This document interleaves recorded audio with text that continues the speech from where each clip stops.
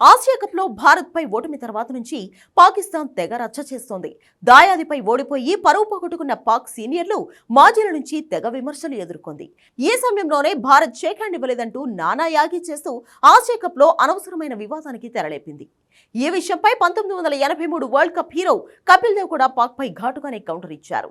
పాకిస్తాన్ సరిగా ఆడలేక ఓడిపోయిందని, ముందు cricket ఆడడంపై focus చేయమంటూ సెటైర్లు వేశాడు. గత వారం పాక్ పై గెలుపు తర్వాత టీమిండియా కెప్టెన్ సూర్యకుమార్ యాదవ్ ఆ విజయాన్ని భారత సైన్యానికి అంకితం చేశాడు. పహల్గామ్ ఉగ్రదాడి బాధితులకు సానుభూతి తెలుపుతూ మ్యాచ్ ముగిసిన వెంటనే సూర్య, శివం దుబే పాకిస్తాన్ ఆటగాళ్లతో చేతులు కలపకుండా మైదానం నుంచి వెళ్లిపోయారు. ఈ సంఘటనతో వివాదం చెలరేగి పాకిస్తాన్ మీడియా, బోర్డు పెద్ద ఎత్తున ఆరోపణలు మొదలుపెట్టాయి. ఇవన్నీ చిన్న విషయాలన్న కపిల్ దేవ్ ఎవరికైనా చేతులు కలపాలి లేదా కౌగలించుకోవాలి అనేది వ్యక్తిగత నిర్ణయమన్నాడు. దాన్ని పెద్దదిగా మార్చుకోవాల్సిన అవసరం లేదన్నాడు. ఇరువైపులా తప్పుడు ప్రకటనలు చేయడం తగదన్న కపిల్ పాకిస్తాన్ జట్టు సరిగ్గా ఆడలేదన్నాడు. ఆ విషయంపై వారు ఫోకస్ పెట్టాలంటూ సూచించాడు. మరోవైపు భారత జట్టు ప్రదర్శనపై కపిల్ దేవ్ ప్రశంసలు కురిపించాడు. ఇండియన్ టీం గత 20 ఏళ్లుగా అద్భుతంగా ఆడుతోందని, ఐసీసీ టోర్నమెంట్లో నిలకడగా రాణిస్తోందని గుర్తు చేశాడు.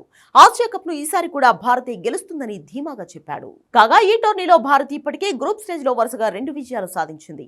యుఏఈపై 9 వికెట్ల తేడాతో గెలిచిన టీమిండియా పాకిస్తాన్ పై 7 వికెట్ల తేడాతో గ్రాండ్ విక్టరీ అందుకుంది. 2 మ్యాచ్ల్లోనూ భారత్ చేజింగ్ లోనే నెగ్గింది. ఆదివారం సూపర్ 4 స్టేజ్ లో పాకిస్తాన్ తో తలపడనున్న టీమిండియా తర్వాత బంగ్లాదేశ్, శ్రీలంక జట్లతో ఆడుతుంది.